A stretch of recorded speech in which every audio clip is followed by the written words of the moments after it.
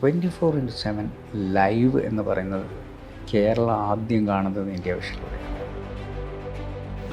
India vision എന്ന് പറയുന്നൊരു channel ഉണ്ടായി എന്നുള്ളതിൽ ഇപ്പോഴും അഭിമാനം കൊള്ളുന്ന ഒരാളാണ്. അതോടുകൂടി എനിക്കെതിരെയുള്ള വാർത്തകൾ അതിനകത്ത് വരാൻ തുടങ്ങി. വാർത്ത വായിക്കുന്ന ഒരാൾ പറയുകയാണ്, ഇനി നാളെ മുതൽ ഇന്ത്യ വിഷൻ സംപ്രേഷണം ഉണ്ടായിരിക്കുന്നത്. അപ്പം അത് കൂട്ടാൻ അതിനകത്തുള്ള ചില ആളുകൾ മാത്രം തീരുമാനിച്ചു കൂട്ടുകയായിരുന്നു. ഇതുപോലെ കേരളത്തെ മതപരമായി ഭിന്നിപ്പിച്ചതിൽ പോലും പിണറായിക്ക് ഒരു പങ്കുണ്ടെന്ന് പറയുന്നു. ഏറ്റവും വലിയ കൾപ്രിറ്റ് അദ്ദേഹമാണ്. അദ്ദേഹം ഉമ്മൻചാണ്ടി ആയുമില്ല, മുഖ്യമന്ത്രിയും ആയുമില്ല, അദ്ദേഹം ഒരു തമ്പ്രാനായി മാറി. നിങ്ങൾ ലീഗ് പോകുമെന്നൊക്കെയാണ് ഇവിടെ ഞങ്ങൾ പത്രക്കാരുടെ ഒരു തോന്നൽ. ഇന്നലെ മയങ്ങുമ്പോൾ ഒരു മണിക്കേനാവിൻ്റെ പൊന്നിൻ ചിലമ്പൊലി കേട്ടുണർന്നു. നമ്മുടെ സംഭാഷണം അങ്ങ് നീളുകയാണ്. അപ്പോൾ എനിക്കാണ് പുതിയ കാര്യങ്ങൾ ഒരുപാട് ചോദിക്കാറുണ്ട്, പക്ഷേ പഴയ കാര്യങ്ങൾ തീരുന്നില്ല. ഒറ്റ കാര്യം കൂടി ചോദിച്ചോട്ടെ, ഇന്ത്യ വിഷൻ അനുഭവം, ആ ഇന്ത്യ വിഷനിലേക്ക് എത്തപ്പെട്ടത് എങ്ങനെയാണ്? എനിക്ക് ആദ്യം അറിയേണ്ടത് അത് എങ്ങനെയാണ് ഇന്ത്യ വിഷനിലേക്ക് എത്തപ്പെട്ടത്? ഞാൻ സത്യത്തിൽ ഒരു പബ്ലിക്കേഷൻ നടത്തുന്ന ഒരാളും കൂടിയാണ്, ഒലീവ് പബ്ലിക്കേഷൻസ്. അപ്പം അത് ലാഭകരമായി നടത്താൻ പറ്റുന്നത്? ലാഭകരത്തെക്കാളും നമുക്ക് മനസ്സിന് സുഖമാണല്ലോ എൻ്റെ പ്രശ്നം. അപ്പം നോ ലോസ് നോ പ്രോഫിറ്റിൽ പോകണമെന്നാണ് എൻ്റെ ആഗ്രഹം. അങ്ങനെയാണോ? പക്ഷേ ലോസ് ആണ്. ലാഭത്തിൽ എന്തെങ്കിലും നടത്തുന്നുണ്ടോ? ലാഭത്തിൽ ഞങ്ങളുടെ കുടുംബത്തിൽ ആർക്കും ഒന്നും നടത്താൻ പറ്റില്ല. അത് നമ്മുടെ ജാതകത്തിൽ അങ്ങനെയാണ് അല്ലേ? ആയിക്കോട്ടെ. അത് എനിക്ക് തോന്നുന്നു കച്ചവടം എന്ന് പറയുന്നത് ഞങ്ങൾക്ക് പറഞ്ഞ കാര്യമല്ല. എങ്കിലും ആത്മസംതൃപ്തിയുണ്ട്. ഈ ഒരു പുസ്തകം ഇറങ്ങുമ്പോൾ നമുക്കുണ്ടാവുന്നില്ല, അത് മറിച്ച് നോക്കുമ്പോൾ ഉണ്ടാകുന്നൊരു സുഖം, പിന്നെ പലരുമായി ബന്ധങ്ങൾ ഉണ്ടാക്കാൻ പറ്റുന്നത്. അതുകൊണ്ടാണ് അത് നടത്തിയത്. ഇന്ത്യ വിഷൻ എന്ന് പറയുന്ന ആശയം വന്നതെന്താ വെച്ചാൽ, അന്നൊന്നും ന്യൂസ് ചാനൽ എന്ന് പറയുന്ന രീതിയിലേക്ക് ഇല്ല, ഏഷ്യാനെറ്റ് വന്നിട്ടില്ല. പിന്നെ അതേസമയം NDTV അങ്ങനെയുള്ളതൊക്കെ 24/7 നടക്കുന്നു.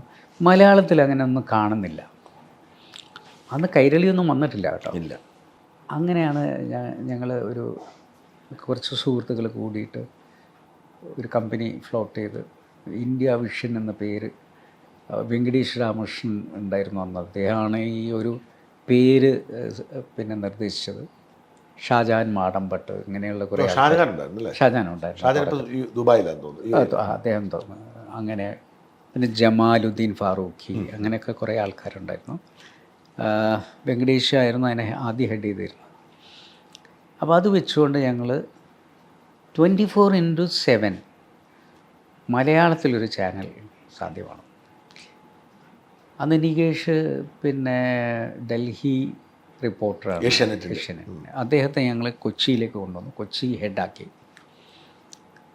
അപ്പോൾ അതിനിടയ്ക്ക് വെങ്കടേഷ് പിന്നെ കൈരളി വന്നപ്പോൾ അതിലേക്ക് അദ്ദേഹം മാറിയപ്പോൾ MT ഞങ്ങളുടെ കൂടെയുണ്ട്. MT എന്ന ഞങ്ങളുടെ ഡയറക്ടറാണ്.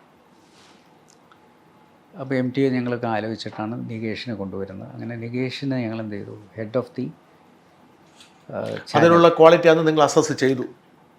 അദ്ദേഹം പറഞ്ഞു, പിന്നെ MT പറഞ്ഞു, നമുക്ക് ഒരു പുതിയ മുഖം വെച്ച് തുടങ്ങി നോക്കാം, ഒരു പരീക്ഷണാർത്ഥം തുടങ്ങാമെന്നുള്ളത്.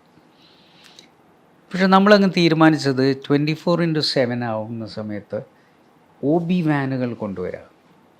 അന്ന് ഒരു ചാനലിനും OB വാനുകളില്ല. ഞങ്ങൾ 3 OB വാൻ കൊണ്ടുവന്നു. ഒന്ന് ഡൽഹിയിൽ വെച്ചു, ഒന്ന് എറണാകുളത്ത് വെച്ചു, ഒന്ന് കാലിക്കറ്റിലും വെച്ചു. പിന്നെ എറണാകുളത്ത് ട്രിവാൻഡ്രത്ത് നമ്മൾ എന്ത് ചെയ്തു, SNG വെച്ചു, സാറ്റലൈറ്റ് ന്യൂസ് ഗ്യാതറിങ്. പിന്നെ ഞങ്ങൾ സ്വന്തം ഒരു എർത്ത് സ്റ്റേഷൻ കൊണ്ടുവന്നു. എർത്ത് സ്റ്റേഷൻ വഴിയാണ് ഞങ്ങൾ അപ്ലിങ്ക് ചെയ്തുകൊണ്ടിരുന്നത്. 24/7 ലൈവ് എന്ന് പറയുന്നത് കേരളം ആദ്യം കാണുന്നത് ഇന്ത്യ വിഷനിലൂടെയാണ്. ആദ്യം ഞങ്ങൾ കോടിയേരിയുടെ ഒരു സ്പീച്ച് ഫുള്ളായിട്ട്, അദ്ദേഹം പ്രതിപക്ഷത്താണ് അന്ന്, ഞങ്ങൾ ആൻ്റണിയാണ് ഭരിക്കുന്നത്, അത് മുഴുവൻ ഇട്ടു. ലെഫ്റ്റിൻ്റെ ഇടയിൽ ഭയങ്കര അവിടെ സംസാരിക്കുന്നു, ഇവിടെ കാണുന്നു എന്നുള്ളത്. അത് കഴിഞ്ഞ് പിന്നെ SFIയുടെ ഒരു ബോംബ്, മറ്റേ ഇതുണ്ടല്ലോ, പെട്രോൾ ബോംബ് എറിയുന്ന ഇത് ലൈവായിട്ട് വന്നു. അപ്പോൾ AK ആൻ്റണിക്ക് അദ്ദേഹത്തിൻ്റെ റൂമിലിരുന്നുകൊണ്ട് അദ്ദേഹം ഇത് കാണണം. ഇതാണ് പിന്നീട് ഗവൺമെൻറ് ഈ SFIക്കെതിരെ കോടതിയിൽ കൊടുത്തിട്ടുള്ള തെളിവ്. അതായത് ഒരു പെട്രോൾ ബോംബ് നേരിട്ട് എറിയുന്നു എന്ന് പറയുന്നത്. അങ്ങനെ ഇതങ്ങ് വലിയ ചർച്ചകളിലേക്ക് പോയി.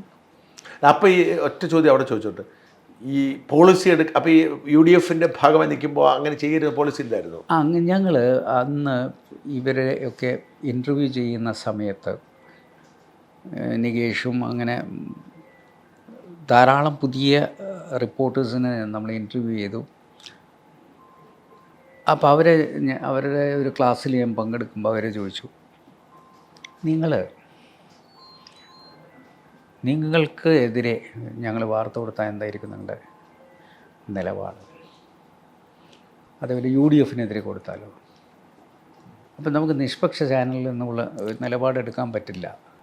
അപ്പം നമ്മൾ അവിടെ എടുത്തൊരു പോളിസിയാണെന്ന്, ആരെക്കുറിച്ചും പറയാം, UDF ആയാലും LDF ആയാലും അവർക്കെതിരെ വരുന്ന വാർത്തകളിൽ ഞാൻ ഇടപെടില്ല.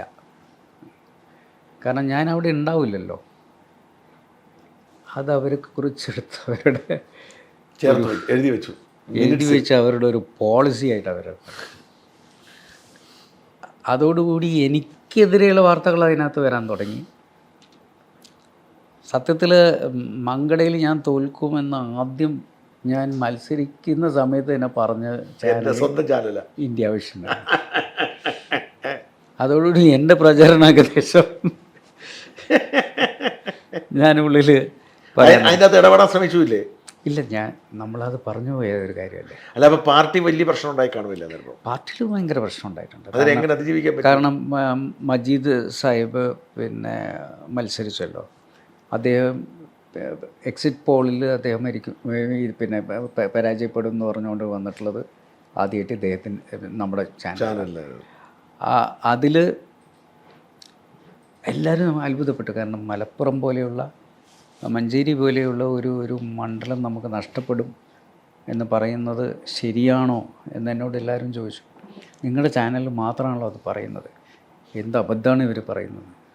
പക്ഷെ ഇത് കഴിഞ്ഞപ്പം അവിടെ പരാജയപ്പെട്ടു. അപ്പോൾ ഇത് എക്സിറ്റ് പോളാണ്, ഇത് നമ്മളല്ല നടത്തിയത്, അത് വേറെ ഏതോ ഒരു ഏജൻസി നടത്തിയിട്ടുള്ള എക്സിറ്റ് പോളാണ്. പക്ഷെ നമുക്ക് ആ എക്സിറ്റ് പോൾ റിപ്പോർട്ട് കൊടുക്കുക എന്നുള്ളതല്ലാതെ വേറൊന്നും ചെയ്യാൻ മാർഗമില്ലായിരുന്നു. പക്ഷെ മജീദ് സാഹിബിനത് പിന്നെ ബോധ്യമായി.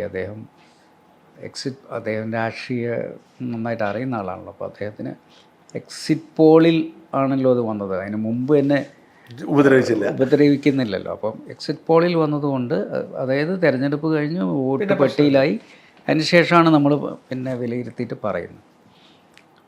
അപ്പോൾ ഇങ്ങനെയുള്ള കുറേ പ്രതിസന്ധികൾ വന്നു. ഈ ഐസ്ക്രീം വിഷയം കൈകാര്യം ചെയ്യേണ്ട അതിനെ അല്ല, ആ സമയത്തും ഞാൻ അവരോട് ശരിക്കും പറയുന്നുണ്ട് ഇങ്ങനത്തെ ചെയ്യരുതെന്ന്. കാരണം എന്താ വെച്ചാൽ അതൊരു വ്യക്തിപരമായ കാര്യമാണല്ലോ. വ്യക്തിപരമായ കാര്യത്തിൽ നമ്മൾ കയറിയിട്ട് വല്ലാതെ ഇങ്ങനെ അതിനെ ഇട്ട് അലക്കരുത് എന്നുള്ള രീതിയിൽ പറഞ്ഞു. പക്ഷേ അന്ന് സംഭവിച്ചത് എന്താണെന്ന് വെച്ച് കഴിഞ്ഞാൽ, ഈ ശരിക്കും ഏഷ്യാനെറ്റിൻ്റെ ക്യാമ്പസിൻ്റെ അകത്താണ് ഈ കുട്ടി വരുന്നത്. അപ്പോൾ അവിടെ നിന്നും അവിടുത്തെ റിപ്പോർട്ടർ മറ്റുള്ളവരെ വിളിച്ചു വരുത്താണ്. അപ്പോൾ എല്ലാവരും എടുക്കുന്നുണ്ട്. പക്ഷെ ഞങ്ങൾക്കുള്ള പ്രശ്നം, ഞങ്ങൾ ലൈവാണ്. അപ്പോൾ ഫസ്റ്റ് വരുന്നത് ഇവിടെ ആയിപ്പോയി. അപ്പം അതുകൊണ്ട് ഒരു തെറ്റിദ്ധാരണ ഉണ്ടായി. അങ്ങനെ സംഭവിച്ചതാണ്. അതേസമയം മറ്റുള്ളവരൊക്കെ ലേറ്റായിട്ട് ഇത് ഇടുന്നുണ്ട്. കിട്ടി. പക്ഷെ കൊണ്ടുവന്ന് നിങ്ങളത് പേര് വന്നു. കാരണം ഞങ്ങളുടേത് അവിടുന്ന് ചെയ്യുമ്പോൾ അപ്പം തന്നെ ഇത് പോകും. അപ്പോൾ ലൈവിന് ഗുണമുണ്ട് ദോഷവും ഉണ്ടെന്ന് മനസ്സിലായി. പിന്നെ ഇന്ത്യ വിഷനകത്ത് തന്നെ പല പ്രശ്നങ്ങളും ഉണ്ടായി. ഒരുപക്ഷെ ഈ അന്ത്യത്തിലേക്ക് കുറിച്ചത് ഈ ഒരു ഐസ്ക്രീം ആണോ? ഒരു വാശിയായി? അല്ല, അതിനേക്കാൾ അപ്പുറം അതിനകത്ത് കുറേ മറ്റ് പ്രശ്നങ്ങളുണ്ടായി. അതിനകത്ത് ഒരു ഇൻറ്റേർണൽ വിഷയങ്ങളെല്ലാം എഡിറ്റോറിയലിൻ്റെ കാര്യത്തിലാണോ അതോ ഫൈനാൻസിലോ? എഡിറ്റോറിയലിലും പിന്നെ അവരും നമ്മൾ സാമ്പത്തികമായി പിന്നെ കുറച്ച് പരാധീനതകളൊക്കെ വന്നു. അങ്ങനെ അത് അല്ല, എനിക്ക് ഏറ്റവും പ്രയാസം തോന്നി എന്താ വെച്ചാൽ മറ്റെവിടെയും അത് സംഭവിക്കാൻ പാടില്ല എന്ന് ഞാൻ പ്രാർത്ഥിക്കുന്ന ഒരു കാര്യമാണ്. ഇതിൽ വാർത്ത വായിക്കുന്ന ഒരാൾ, ഇതിനകത്തുള്ള ഇൻറ്റേർണൽ ഫൈറ്റ് രൂക്ഷമായി, വാർത്ത വായിക്കുന്ന ഒരാൾ പറയുകയാണ് ഇനി നാളെ മുതൽ ഇന്ത്യ വിഷൻ സംപ്രേഷണം ഉണ്ടായിരിക്കുന്നതല്ല. അപ്പം അത് പൂട്ടാൻ അതിനകത്തുള്ള ചില ആളുകൾ മാത്രം തീരുമാനിച്ചു, പൂട്ടുകയായിരുന്നു. പിന്നെ ഞങ്ങളത് വീണ്ടും റിവൈവ് ചെയ്തു. എങ്കിലും ഈ വാർത്ത വായിച്ചവന് തന്നെ മാനസിക വിഭ്രാന്തി വന്നുപോയി. കാരണം അവൻ അറിഞ്ഞുകൊണ്ടല്ല, അപ്പോൾ വേറൊരു സ്ഥലത്തുനിന്ന് പ്രോംപ്റ്റ് ചെയ്ത് കൊടുത്തതാണ്. അവനിത് വായിക്കാനല്ലേ പറ്റുള്ളൂ, മനസ്സിലായല്ലേ? പ്രോംപ്റ്ററിൽ വരുന്നത് വായിക്കാനല്ലേ പറ്റുള്ളൂ. മനസ്സിലായി. പ്രോംപ്റ്ററിൽ അടിച്ചു കൊടുക്കുന്നവനാണ് ഇതിലെ പ്രധാന വില്ലൻ. അവൻ അടിച്ചു കൊടുക്കുന്നു, ഇവനിത് വായിക്കുന്നു, ഇവൻ ഒരു വിഭ്രാന്തിയിലായി പോകുന്നു. അവൻ പിന്നെ എവിടെയെങ്കിലും ന്യൂസ് വായിച്ചിട്ടുണ്ടാവും എന്ന് എനിക്ക് തോന്നുന്നില്ല. കാരണം അവൻ്റെ ചോറും അവൻ്റെ കഞ്ഞിയും ഒക്കെയാണ് അവൻ തന്നെ മുട്ടിക്കുന്നത്. പക്ഷേ എനിക്കിപ്പോഴും ഇന്ത്യ വിഷൻ എന്ന് പറയുന്നതിൽ നിങ്ങൾ പല പ്രശ്നങ്ങളും ഞാൻ വ്യക്തിപരമായി അഭിമുഖീകരിച്ചു, എൻ്റെ പാർട്ടിക്കകത്ത് ഞാൻ അഭിമുഖീകരിച്ചു, എല്ലാം ശരിയാണെങ്കിലും ഇന്ത്യ വിഷൻ എന്ന് പറയുന്നൊരു ചാനൽ ഉണ്ടായി എന്നുള്ളതിൽ ഇപ്പോഴും അഭിമാനം കൊള്ളുന്ന ഒരാളാണ്. കാരണം അതൊരു ഐഡൻറ്റിറ്റി, വാർത്ത പിന്നെ ദൃശ്യശ്രാവ്യ മാധ്യമരംഗത്ത് വാർത്തകൾ ഉണ്ടാക്കി അടയാളപ്പെടുത്തിയെന്ന് വിശ്വസിക്കുന്ന ഒരാളാണ്. അതിനിയും അതങ്ങനെ അസ്തമിക്കേണ്ടതാണോ? അത് അസ്തമിക്കേണ്ടതല്ല. അത് അത്തരത്തിലുള്ള ഒരു ചാനൽ അസ്തമിക്കാൻ പാടില്ല. അതിനുള്ള ശ്രമമുണ്ടോ?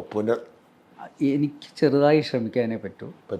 പക്ഷെ വേറെ ആരെങ്കിലും അതിലേക്ക് വന്ന് അതിനെ മുന്നോട്ട് കൊണ്ടുപോകും എന്നുള്ള രീതിയിലുള്ള കാര്യങ്ങൾ ചർച്ച ചെയ്തുകൊണ്ടിരിക്കും. ആ സ്ഥാപനത്തിൻ്റെ ഇപ്പോഴത്തെ സാമ്പത്തിക ബാധ്യത വലുതാണോ? സാമ്പത്തിക ബാധ്യതയുണ്ട്, ഇപ്പോഴും ഉണ്ട്. തീർക്കാനുണ്ട്. അങ്ങേക്ക് വലിയ നഷ്ടം ഉണ്ടാക്കിയ സാമ്പത്തികമായത് പേഴ്സണൽ? എനിക്ക് വ്യക്തിപരമായി തന്നെ സാമ്പത്തിക നഷ്ടങ്ങൾ ഉണ്ടാക്കി, ഒരുപാട് നഷ്ടം ഉണ്ടാക്കി. ഒപ്പം പേര്, അതായത് എനിക്ക് പിന്നെ സാമ്പത്തികമായി എൻ്റെ ജീവിതത്തിൽ ഒരു അടി മുന്നോട്ട് പോകാൻ പറ്റിയിട്ടില്ല. അത് ഞാൻ പറഞ്ഞല്ലോ, എൻ്റെ പിതാവും എനിക്ക് കാണിച്ചു തന്ന ഒരു പാതയുണ്ടല്ലോ, അവസാനം നഷ്ടം വരുത്തണം എന്നുള്ള. അപ്പോൾ അദ്ദേഹം വെച്ച പിന്നെ ആധാരം ഞങ്ങൾ എല്ലാവരും കൂടി പാർട്ടിയെല്ലാം കൂടി അന്ന് തിരിച്ചെടുത്ത് തന്നു. അത് വീണ്ടും പണയപ്പെടുത്തി. അത് പക്ഷേ ലീഗുകാർ വലിയ കച്ചവടക്കാരാണെന്നാണ് പൊതുസമൂഹത്തിൻ്റെ വിലയിരുത്തല്. അപ്പോൾ അങ്ങേക്കപ്പം കച്ചവടം കുടുംബത്തിൻ്റെ പ്രശ്നമാണ്. അത് കച്ചവടം ചെയ്യാൻ പാടില്ല അതുള്ളത്. പക്ഷേ ശ്രമം എപ്പോഴും നടത്തിക്കൊണ്ടേയിരിക്കും. പരാജയപ്പെടുമ്പോൾ നമ്മൾ വീണ്ടും എഴുന്നേറ്റ് നിന്ന് വീണ്ടും എന്തെങ്കിലും ഒന്നിലേർപ്പെടും. ഇതിൽ ഈ കുടുംബത്തിൽ മക്കൾക്ക്, ഭാര്യയ്ക്ക്, ഇവർക്കൊക്കെ അവരെല്ലാം കൂടെ നിൽക്കുന്നവരാണല്ലോ. എൻ്റെ പ്രതിസന്ധിയിലും കൂടെ നിന്നിട്ടുണ്ട്, എൻ്റെ എല്ലാ പ്രയാസങ്ങളും കൂടെ നിന്നിട്ടുണ്ട്, സന്തോഷത്തിലും കൂടെ നിന്നിട്ടുണ്ട്. ചാനൽ അന്ന് രാത്രി ചാനൽ പോവും. കാരണം ഞങ്ങളന്ന് ആദ്യത്തെ പിന്നെ സാറ്റലൈറ്റ് തായ്ലൻഡിലെടുത്ത് തായ്ക്കോം. അപ്പോൾ അവരുടെ പൈസ മാസത്തിൽ അടച്ചിട്ടില്ലെങ്കിൽ അവർ ഊരിക്കളയും. അപ്പോൾ ചില ദിവസം രാത്രിയിലൊക്കെ ഇത് ഊരിയിട്ട് അപ്പോഴും കംപ്ലീറ്റ് ബ്ലാങ്ക് ആവും. അപ്പോൾ ഞങ്ങൾ 2 മണിക്ക് ഇരിക്കും. കാരണം ആരോടെങ്കിലും ഗൾഫിൽ നിന്ന് ആരോടെങ്കിലും നമ്മളെ സഹായിക്കാൻ വേണ്ടി പറയുമ്പോൾ അവർ ചെറിയ പൈസ അവിടെ ഇട്ട് കൊടുക്കും, അങ്ങോട്ട് ഇട്ട് കൊടുക്കും. അപ്പോൾ രാത്രി ഞങ്ങൾ ഇരിക്കും. അപ്പോൾ എൻ്റെ കുടുംബം കൂടെ ഉണ്ടാവും. ആ കളർ ബാൻഡ് വരുമല്ലോ, ഫസ്റ്റ് കളർ ബാൻഡാണ് വരിക. സന്തോഷം. അതായത് വീണ്ടും കുത്തി കഴിഞ്ഞു എന്നുള്ളത്. അത് കഴിഞ്ഞ് പിന്നെ വിഷ്വൽ വരും. ഇതൊക്കെ പോകുമ്പോഴും നമ്മളവിടെ ന്യൂസ് വായിച്ചുകൊണ്ടിരിക്കുന്നുണ്ടാവും. മനസ്സിലായി. നാട്ടുകാർ കാണുന്നില്ല. അപ്പോൾ പെട്ടെന്ന് ഇത് വരുമ്പോൾ വായന അതിൽ തുടരും. എന്നിട്ട് എൻ്റെ ഭാര്യയും മക്കളും കിടക്കുള്ളൂ. അല്ല, എൻ്റെ ചോദ്യം, ഈ രാഷ്ട്രീയമായി ഒരു ഗുണവും ഉണ്ടായിട്ടില്ല, മാത്രമല്ല ദോഷമുണ്ടായി, സാമ്പത്തിക ദോഷമുണ്ടായി, നമ്മൾ ആഗ്രഹിക്കുന്നൊന്നും എഡിറ്റോറിയൽ പോളിസി നടക്കുന്നില്ല, എന്നിട്ടും ഇതിനോടുള്ള ഈ ഒരു ഇഷ്ടം പോകും ഇങ്ങനെ ഉറക്കളച്ച് ഞാനത് എന്താണെന്ന് വെച്ച് കഴിഞ്ഞാൽ ആദ്യമായിട്ടാണ് റിപ്പോർട്ടേഴ്സിനും ജേർണലിസ്റ്റിനും വേണ്ടി ഒരു ചാനൽ പ്രവർത്തിക്കുന്നത്. അത് ഇനിയിപ്പോൾ ഞാനിതിൽ നിന്ന് ഇതെല്ലാം പാഠം പഠിച്ചല്ലോ, ഇനി തുടങ്ങുകയാണെന്ന് വെച്ചോളൂ. ഞാൻ ഈ പോളിസിയിൽ തന്നെ തുടരും. റിപ്പോർട്ടേഴ്സിനും ജേർണലിസ്റ്റുകൾക്കും അവരുടെ സ്വാതന്ത്ര്യം കൊടുക്കാതെ മാനേജ്മെൻറ്റ് കയറി എല്ലാറ്റിലും ഇടപെടുന്നു. നമുക്ക് ഒരു ബ്രീഫായിട്ടുള്ള പോളിസി അവർക്ക് കൊടുക്കാം, നിങ്ങൾ ഇതിന് അപ്പുറം കടക്കാൻ പാടില്ല, പക്ഷെ അതിനകത്ത് കളിക്കാനുള്ള എല്ലാ സ്വാതന്ത്ര്യവും അവർക്ക് കൊടുക്കണം. നമ്മൾ ഈ കള്ളി വരച്ചിട്ടുണ്ടെങ്കിലും അതെ, അതിനകത്തവർക്ക് കളിക്കാമല്ലോ. അവിടെ ഞാൻ കയറി നിങ്ങൾ പിന്നെ ഇങ്ങനെ കളിക്കാൻ പാടുള്ളൂ എന്ന് പറയാൻ പറ്റില്ലല്ലോ. പാണക്കാട് കുടുംബമായുള്ള അങ്ങയുടെ ബന്ധം എങ്ങനെയാണ്? പാണക്കാട് കുടുംബം എന്ന് പറയുന്നത് എൻ്റെ പിതാവിൻ്റെ കാലം മുതൽ തുടങ്ങിയിട്ടുള്ള ബന്ധമാണ്. അദ്ദേഹം ആദ്യ രാഷ്ട്രീയ പ്രവർത്തനം നടത്തുന്ന സമയത്ത് താമസിച്ചിരുന്നത് പാണക്കാടാണ്. അപ്പോൾ നിശ്ശാബ്ദങ്ങളൊക്കെ ചെറുപ്പമാണ്. അവരാണ് രാവിലെ എഴുന്നേറ്റ് കഴിഞ്ഞാൽ കാപ്പി കൊണ്ട് കൊടുക്കുക. പിന്നെ PMSA പൂക്കോയ തങ്ങളുള്ള ഒരു കാലമായിരുന്നു. ഞങ്ങളും കുട്ടിക്കാലത്തൊക്കെ ഞങ്ങളെ കൂട്ടിക്കൊണ്ടുപോയിരുന്നു.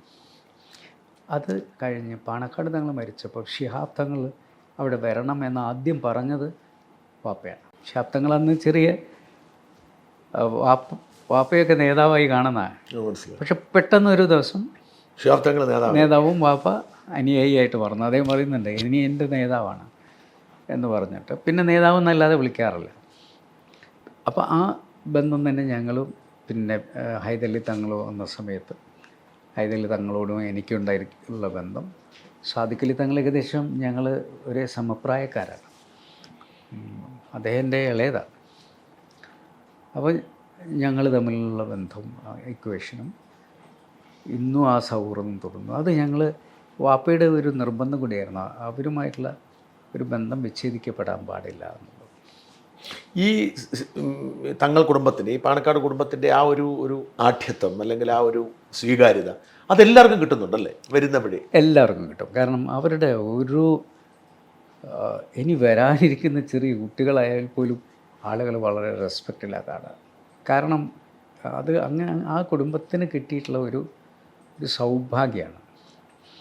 ഇവർ യഥാർത്ഥത്തിൽ ഹലറുൽ മൗത്ത് എന്ന് പറയുന്ന ഒരു യമൻ കുടുംബത്തിൽ നിന്ന് വന്ന, അത് നബിയുടെ പരമ്പരയിൽപ്പെട്ടതാണ്. അപ്പോൾ ഇവരന്ന് വരുമ്പം 3 പർപ്പസാണ് അവർ സെർവ് ചെയ്യുന്നത്. ഇവരുടെ വലിയപ്പന്മാരൊക്കെ, ഒന്ന് അവർക്ക് ചികിത്സ അറിയാം, അപ്പോൾ അവിടെയുള്ള ആളുകളുടെ ആ ചികിത്സ ഇപ്പോഴും തുടരുന്നുണ്ട്. 2 അവർക്ക് മതത്തെക്കുറിച്ച് അറിയാം, അപ്പോൾ മതബോധം അവിടെയുള്ള ആളുകൾക്ക് പഠിപ്പിച്ചു കൊടുക്കുന്നതിന് വേണ്ടിയിട്ടുള്ള. പിന്നെ അല്ലാതെ തന്നെ ഒരു ലീഡർഷിപ്പ് ക്വാളിറ്റി ഉള്ള ആളുകളായതുകൊണ്ട് അവിടെയുള്ള എല്ലാ വിഷയങ്ങളിലും ഒത്തുതീർപ്പുണ്ടാക്കുന്നതിനുമൊക്കെ ഇവരെ അവരുപയോഗിച്ചിരുന്നു. അതേ ഒരു പാരമ്പര്യം അവർ തുടരുകയാണ്. ഇപ്പം മുനവ്വർ തങ്ങൾ എനിക്ക് ഇഷ്ടമാണ്, ഞാൻ പരിചയമുണ്ട്, അടുപ്പമുണ്ട് എനിക്ക്. അദ്ദേഹമൊക്കെ വളരെ ബഹുമാനം. ശിഹാബ് തങ്ങളുടെ അതേ സ്വഭാവവും വൈശിഷ്ട്യമൊക്കെ ഉള്ള ആളാണ്. ഇപ്പോൾ പിന്നെ ജയിലിൽ കിടന്നവരൊക്കെ മോചിപ്പിക്കാൻ വേണ്ടി അത് മതമൊന്നും നോക്കിയില്ല. തമിഴ്നാട്ടിലുള്ള, എന്നിട്ട് അദ്ദേഹത്തെക്കുറിച്ചൊരു സിനിമ തമിഴ്നാട്ടുകാരെടുത്തിട്ടുണ്ട്. ഈ ഒരു തമിഴ് ഒരു മറ്റ് കമ്മ്യൂണിറ്റി പുള്ളി അതൊന്നും നോക്കിയിട്ടില്ല. അവർക്കുള്ള ബ്ലഡ് മണി കൊടുക്കാൻ വേണ്ടി പുള്ളിയാണ് അത് കളക്ട് ചെയ്ത് കൊടുത്തിട്ട് അവരെ മോചിപ്പിച്ചു. ഈ മലബാറിലെ മറ്റു സമുദായക്കാർക്കിടയിലും ഈ കുടുംബത്തോട് അടുപ്പമുണ്ടെന്നാണ് അങ്ങ് പറയുന്നത്? തീർച്ചയായിട്ടും. അത് മറ്റ് മതവിഭാഗങ്ങളും എല്ലാവർക്കും ഇവരോട് വലിയ കാര്യമാണ്. ഇപ്പോൾ സാദിഖലി തങ്ങൾ എന്നൊക്കെ പറഞ്ഞു കഴിഞ്ഞാൽ അവിടെയുള്ള ആളുകൾ ഇപ്പോൾ ഇവർ ഈ ഒരു ചൊവ്വാഴ്ച ദിവസം ജനങ്ങൾക്ക് വേണ്ടി മാറ്റി വെക്കുക. ആ ദിവസം മുഴുവൻ രാവിലെ എഴുന്നേറ്റ് രാത്രി വരെ ഒരു മേശയുടെ മുന്നിൽ അവരിരുന്ന് ആളുകളെ കേൾക്കും. ശരിക്കും അത് പാരമ്പര്യമായിട്ട് അങ്ങനെ തുടരുക. അതെ, ഈ കേൾക്കുക എന്ന് പറയുന്നതിനെ വലിയ പ്രാധാന്യമുണ്ട്. അത് പിണറായി വിജയൻ പഠിക്കേണ്ട ഒരു കാര്യമാണ്. ഒന്നും അദ്ദേഹം ചെയ്യേണ്ട, കേട്ടാൽ മതി. ഇങ്ങനെ രാവിലെ മുതൽ വൈകുന്നേരം വരെ കേൾക്കുമ്പോൾ എൻ്റെ കാര്യങ്ങളെല്ലാം ഞാൻ പറഞ്ഞു കഴിയുമ്പോൾ എനിക്കൊരു ആശ്വാസത്തോടു കൂടിയാണ് ഞാൻ മടങ്ങിപ്പോവുക. ഇത് കൈകൊണ്ട് ഒരു പെറ്റീഷനും അദ്ദേഹം വാങ്ങിയിട്ടില്ലല്ലോ ഈ യാത്രയിൽ. പിണറായിലേക്ക് വരാം നമുക്ക്. പിണറായിയായിട്ട് അങ്ങുള്ള ബന്ധം എന്താണ്? വ്യക്തിപരമായി യാതൊരു പ്രശ്നവുമില്ല, അദ്ദേഹമായിട്ട് യാതൊരു പ്രശ്നമില്ല. എന്നോട് വലിയ സ്നേഹമൊക്കെ ആണ് അദ്ദേഹം. പിന്നെ മുഖ്യമന്ത്രി എന്ന നിലയിൽ എങ്ങനെ കാണുന്നത്? മുഖ്യമന്ത്രി എന്നുള്ള നിലയ്ക്ക് അദ്ദേഹം വലിയ പരാജയമെന്ന് പറയുന്ന ഒരാളാണ്.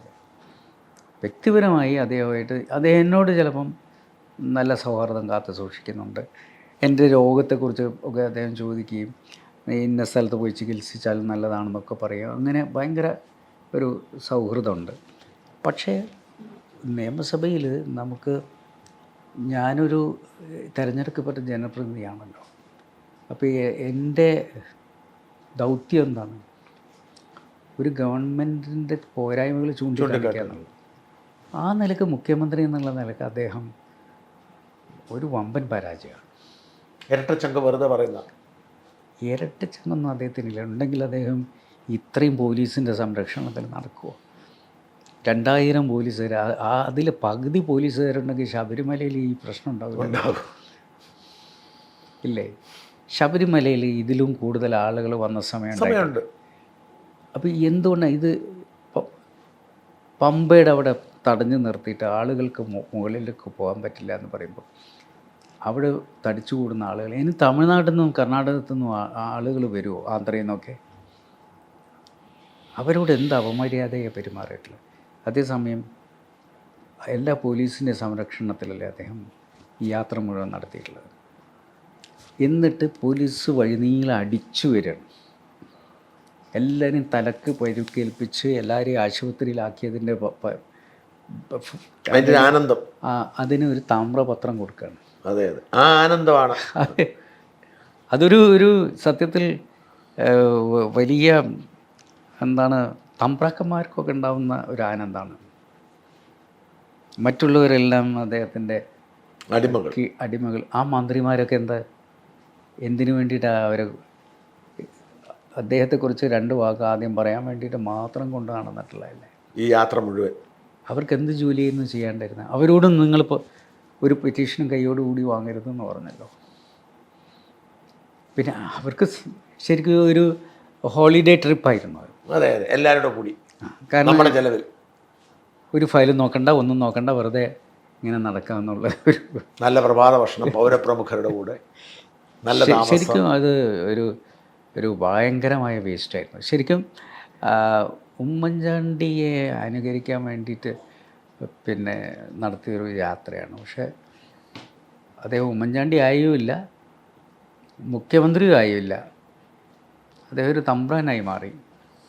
ജനം തിരിച്ചറിയുകയും ചെയ്തു. അദ്ദേഹത്തെ രാജാവ് എന്നാണ് ഇതിന് ശേഷം എല്ലാവരും വിളിക്കുന്നത്. രാജാവ്, രാജാവെന്ന് പറയത്തില്ല, രാജാവ്. അല്ല, ഈ പറയുന്ന തമ്പ്രാൻ്റെ പാളയത്തിലേക്ക് നിങ്ങൾ ലീഗ് പോകുമെന്നൊക്കെയാണ് ഇവിടെ ഞങ്ങൾ പത്രക്കാരുടെ ഒരു തോന്നൽ. അല്ല, അത് ഞാൻ പറഞ്ഞല്ലോ, പാണക്കാട് PMSA പൂക്കോയ തങ്ങൾ പറഞ്ഞൊരു വാക്കുണ്ട്. അത് ബാഫയ്ക്ക് തങ്ങൾ അനുഭവിച്ച ആളാണ്. അതായത് ഇതിനെ തൊട്ടാൽ എങ്ങനെ പൊള്ളും, കുറച്ചു കാലം അവരുടെ കൂടെ ആയിരുന്നു. പൊള്ളുമെന്ന് അദ്ദേഹത്തിന് മനസ്സിലായി. അദ്ദേഹം പറഞ്ഞു, ഇനി ജന്മത്തിൽ അവരോടൊപ്പം ഇല്ല. EMS ആയിരുന്നു അന്നല്ലേ? EMS, ഈ പിണറായിയുടെ കുറച്ച് സ്വഭാവമൊക്കെ അതെ അതെ, EMS.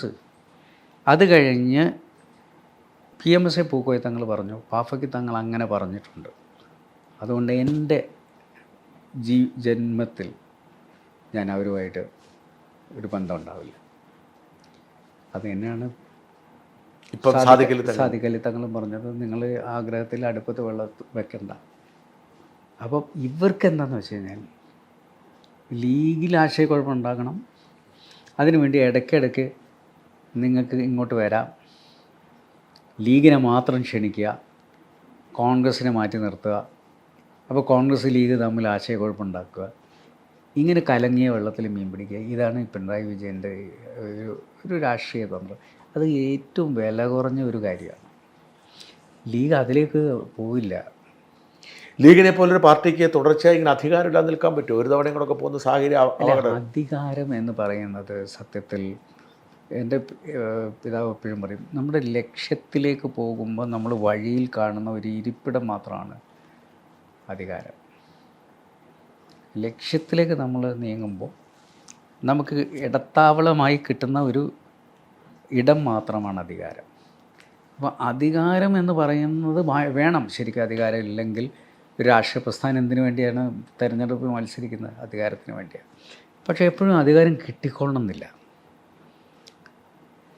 എന്നാൽ നമ്മുടെ പ്രവർത്തന ഫലമായി നമുക്ക് അധികാരം തിരിച്ചു പിടിക്കാൻ കഴിയുകയും ചെയ്യും.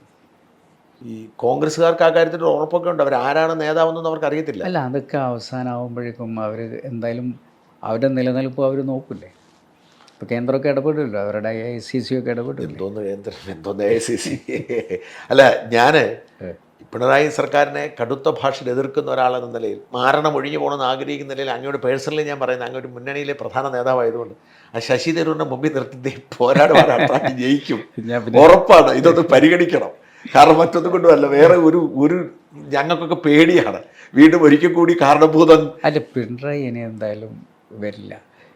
കോൺഗ്രസ്സിൽ ഞങ്ങൾ കോൺഗ്രസിൻ്റെ മുഖ്യമന്ത്രി ആരായിരിക്കണം എന്ന് നമുക്ക് പറയാൻ പറ്റത്തില്ല, ലീഗിന് പറയാൻ പറ്റില്ലല്ലോ. അത് ഒരു അനൗചിത്യം ഉണ്ടല്ലോ അതിനകത്ത്.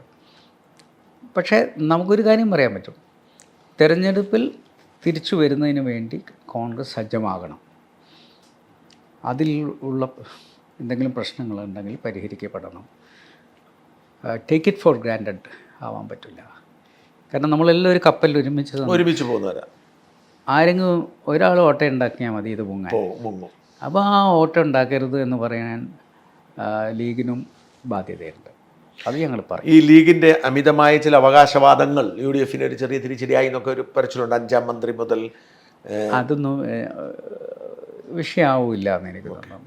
ക്രിസ്ത്യൻ ന്യൂനപക്ഷങ്ങൾക്കിടയിൽ ഉണ്ടായ ഒരു അവിശ്വാസം പരിഹരിക്കാനായിട്ട്, അല്ലെങ്കിൽ ക്രിസ്ത്യൻ മുസ്ലിം തമ്മിലുള്ള ഒരു അകലം, ശരിക്കും അത് ഭയങ്കരമായി പരിഹരിക്കപ്പെടേണ്ട ഒരു കാര്യമാണ്. കാരണം ഏറ്റവും കൂടുതൽ ഒന്നിച്ച് നിന്നിട്ടുള്ളത് പഴയ കാലത്ത് നമുക്ക് നോക്കിക്കഴിഞ്ഞാൽ, ഇപ്പോൾ കേരള കോൺഗ്രസ്സിൽ ലീഗ് ബന്ധം ഒക്കെ എടുത്ത് നോക്കിക്കഴിഞ്ഞാൽ, പിന്നെ ക്രിസ്ത്യൻ കമ്മ്യൂണിറ്റിക്ക് എന്തെങ്കിലും ആശയക്കുഴപ്പമുണ്ടായിട്ടുണ്ടെങ്കിൽ അത് പരിഹരിക്കപ്പെടേണ്ടത്. എനിക്കൊന്ന് സാധിക്കൽ തങ്ങൾ അത് വളരെ താല്പര്യപൂർവ്വം ചെയ്യുന്നുണ്ട്. അപ്പോൾ അവരുടെ ബിഷപ്പുമാർ ക്ഷണിച്ച പരിപാടിയിലൊക്കെ അദ്ദേഹം പങ്കെടുത്തിട്ടുണ്ട്.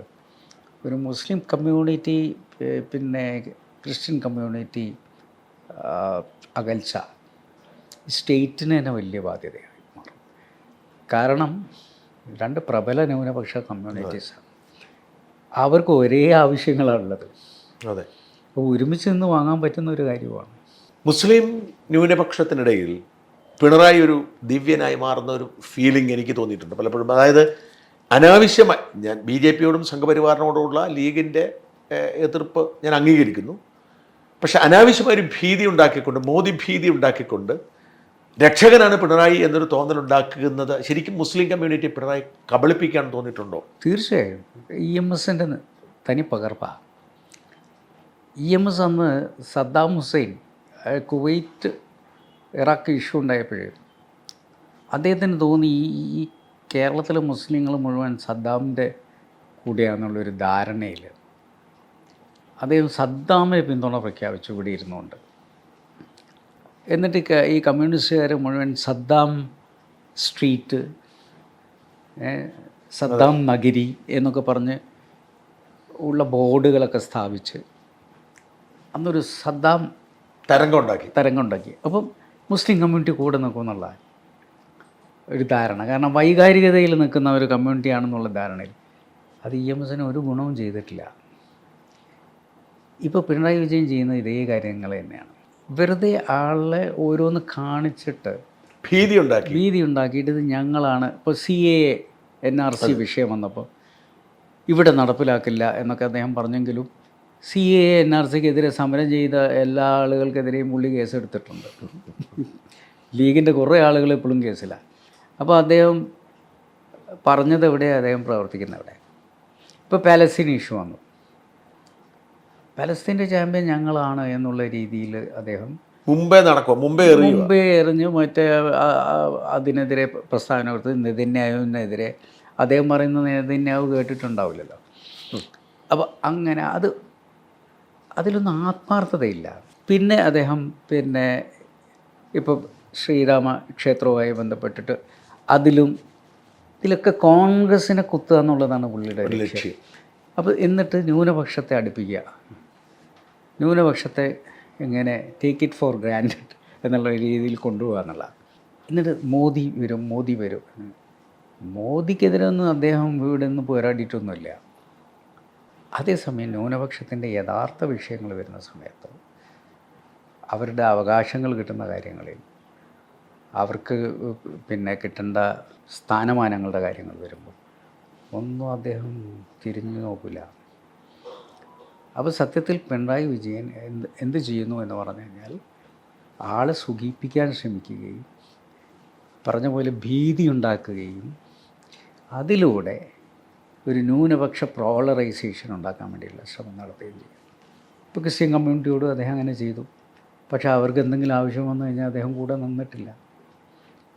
അവരുടെ തർക്കങ്ങളിലൊക്കെ അദ്ദേഹം പക്ഷം പിടിച്ചിട്ട് കാര്യങ്ങൾ ചെയ്തിട്ടുണ്ട്. അവരെ ഒന്നിപ്പിക്കാനല്ല അദ്ദേഹം ശ്രമിച്ചിട്ടുള്ളത്.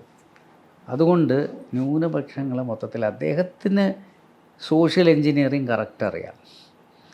ഏത് സോഷ്യൽ എൻജിനീയറിംഗ് എന്ന് പറയാൻ പദമാണ് ശരിക്കും ജാതീയതയും അതുപോലെ തന്നെ വർഗീയതയും ചേരിതിരിവും ഉണ്ടാക്കി സത്യത്തിൽ കേരളത്തിലുള്ള ആളുകൾ കഷ്ണമായി പല ധ്രുവങ്ങളിൽ നിൽക്കുന്ന അവസ്ഥാവിശേഷം ഉണ്ടാക്കിയിട്ടുണ്ട്.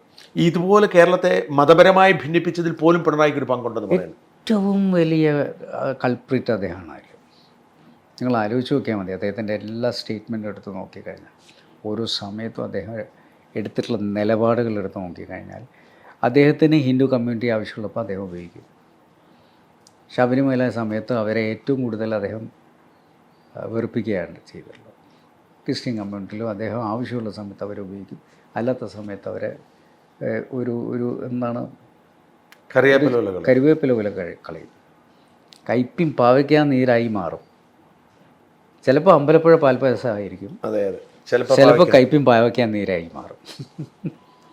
അല്ല, പക്ഷേ മുസ്ലിം കമ്മ്യൂണിറ്റി അത് തിരിച്ചറിയുന്നുണ്ട്, അദ്ദേഹത്തെ രക്ഷകനെ കരുതുന്നതായിട്ട് തോന്നുന്നില്ല. എനിക്ക് തോന്നിയിട്ടുണ്ട് പലപ്പോഴും. പക്ഷേ എനിക്കൊന്ന് ഒരുപക്ഷെ തീവ്ര ചിന്താഗതിക്കാരെ മുസ്ലിംസ് ആണെന്ന് തോന്നുന്നു. ഈ ചെറിയ ആളുകൾ, ചില ആളുകളൊക്കെ ഇതിൽ വലയിൽ പെട്ടു പോയേക്കാം. സോഷ്യൽ മീഡിയയിൽ അങ്ങനെ ഒരു തരംഗം അവരുണ്ടാക്കിയെടുക്കുന്നുണ്ട്. പക്ഷെ ബഹുഭൂരിപക്ഷ ആളുകളും അത് തിരിച്ചറിയും. കാരണം എന്താണെന്ന് വെച്ച് കഴിഞ്ഞാൽ, ഒന്നാമത് ഓരോ വീട്ടിലും ഭരണത്തിൻ്റെ പ്രതിഫലനം ഉണ്ടായിട്ടുണ്ടാവും. അതിൽ ഒരുത്തൻ പെൻഷൻ കിട്ടാത്തവനുണ്ടാവും, അല്ലെങ്കിൽ ഒരുത്തന് ജോലി കിട്ടാത്തവനുണ്ടാവും. PSC പരീക്ഷയുടെ വിഷയത്തിലൊക്കെ ഈ സഖാക്കൾക്ക് എല്ലാ സ്ഥലത്തും പ്രവേശനം ഉണ്ടല്ലോ. അവർക്ക് പരീക്ഷ ഒന്നും എഴുതണ്ടല്ലോ, സർട്ടിഫിക്കറ്റൊക്കെ അച്ചടിച്ച് ഉണ്ടാക്കി കൊണ്ടു കൊടുക്കുമല്ലോ കയ്യിൽ.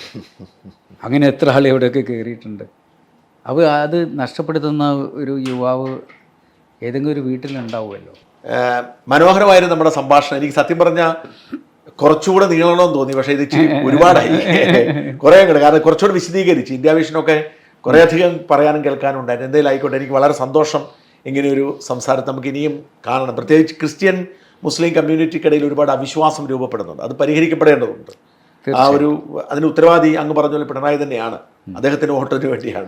തീർച്ചയായിട്ടും. അങ്ങൊരു സംഗീത പ്രേമിയാണെന്ന് എനിക്കറിയാം. അപ്പം കോഴിക്കോടിൻ്റെ ഒരു വികാരമാണ് ബാബുരാജ്. ബാബുരാജിൻ്റെ അങ്ങയുടെ ആ ഒരു 1-2 വരി കൂടി കേട്ടാൽ കൊള്ളാവുന്നുണ്ടായിരുന്നു. ബാബുരാജ് എന്ന് പറയുന്നത് കോഴിക്കോട്ടുകാർ എല്ലാ സായാഹ്നങ്ങളിലും പല വീടിൻ്റെ മാളിക മുകളിൽ ഒത്തുചേർന്ന് ഒരു ഹാർമോണിയം ഒരു തബലയായിട്ട് ബാബുരാജ് പാട്ടുകൾ മാത്രം പാടുന്നവരെന്നും നമ്മുടെ ഇന്നുമുണ്ട്, കോഴിക്കോടുണ്ട്. ബാബുരാജിൻ്റെ ഒരു ഗാനമേള ടൗൺ ഹാളിൽ വെച്ച് ഞാൻ നിറഞ്ഞു കവിഞ്ഞ ആളുകൾ ഒഴുകും. അദ്ദേഹത്തിൻ്റെ സംഗീതത്തിൽ ഹിന്ദുസ്ഥാനിയും സംഗീതമാണ് കൂടുതലായി കടന്നു വരിക. അതിലുള്ള ഒരു പാട്ടിൻ്റെ 2 വരി പാടാം. ഇന്നലെ മയങ്ങുമ്പോൾ ഒരു മണിക്കിനാവിൻ്റെ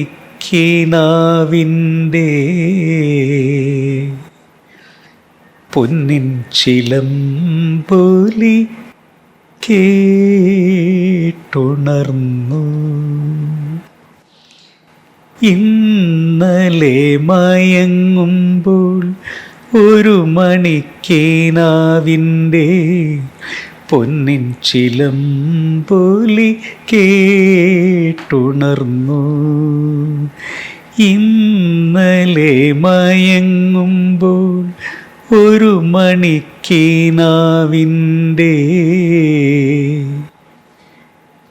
പൊന്നിൻ ചിലമ്പൊലി കേട്ടുണർന്നു.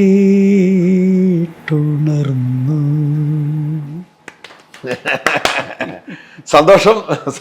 Thank you.